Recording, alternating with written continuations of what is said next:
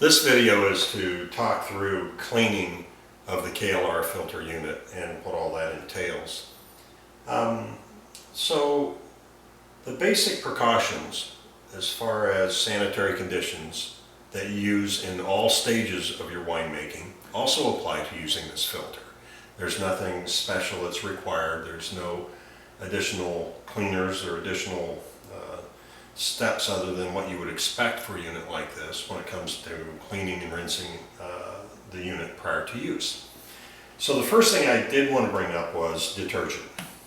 This is what we use for dishes and things like that. This is never to be used on wine or anything that comes in contact with it. It'll actually impart some pretty bad aromas and flavors and unwanted things within the wine.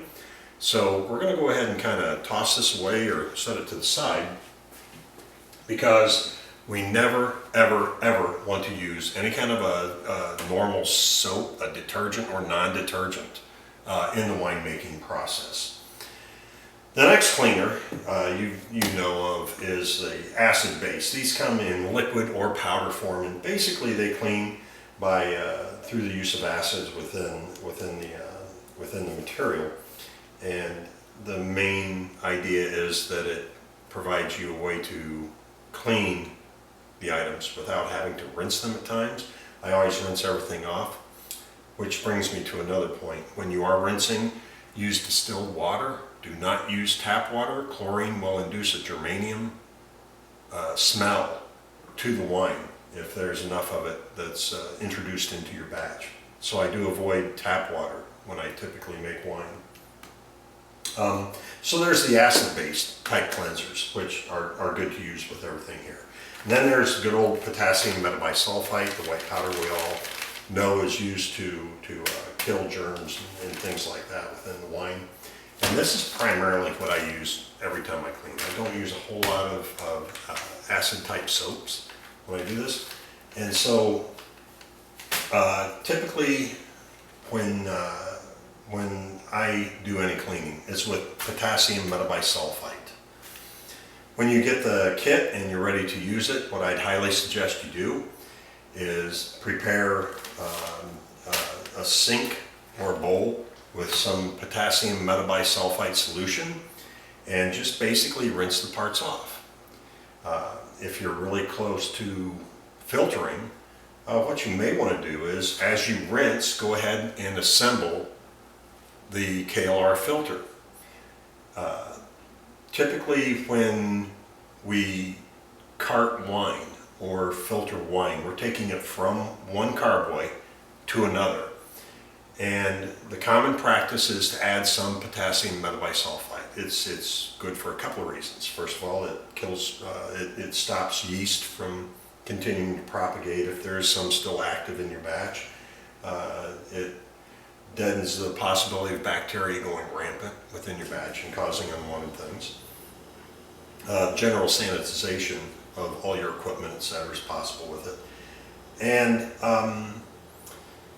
the other good thing about it is it's most effective in a gaseous kind of a form, so that when we put it inside, say, this filter body, a little amount of it, it'll create this sulfite gas almost in there that kills bacteria, keeps anything unwanted from getting in there and multiplying.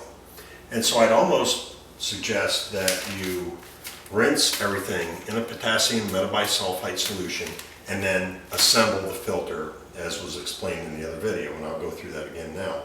So gently washing with a paper towel with the metabisulfite solution, you would go ahead and again put in the gasket, pressing down to get it in there. Take whichever filter you're using, put the seal on top of it, insert it into the depression in the filter base. Take the filter body, make sure we're good and centered. Take the filter body, gently screw it on, making sure that as the pressure is applied to seal it, the center hole is not visible. It can be off center a little bit, such as I've done here, and it'll still work fine.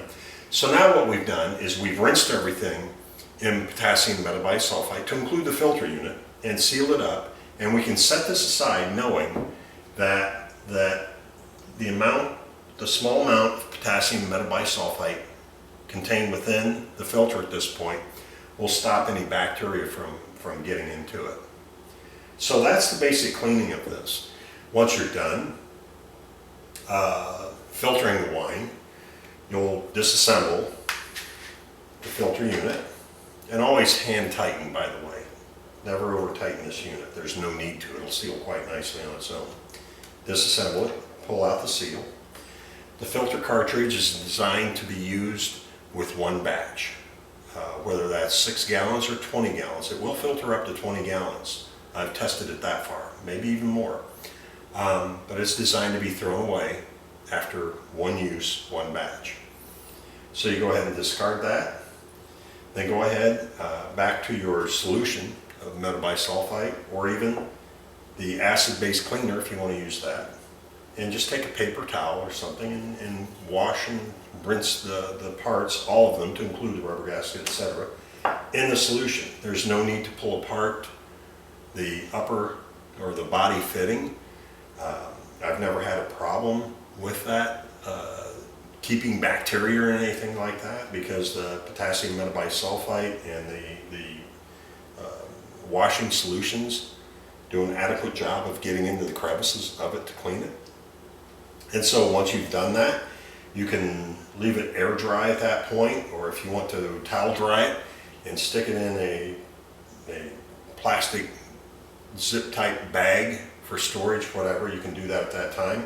Next time you pull it out, follow the washing procedures again, whatever you use. If it's the acid soaps, use that. If it's potassium metabisulfite, go ahead and dunk everything, wipe it around with the towel, assemble, and use the filter. So that's basically an overview of how you clean this unit. Nothing too complex or nothing that's unusual, particularly in light of how we clean our winemaking equipment as we go through the winemaking process.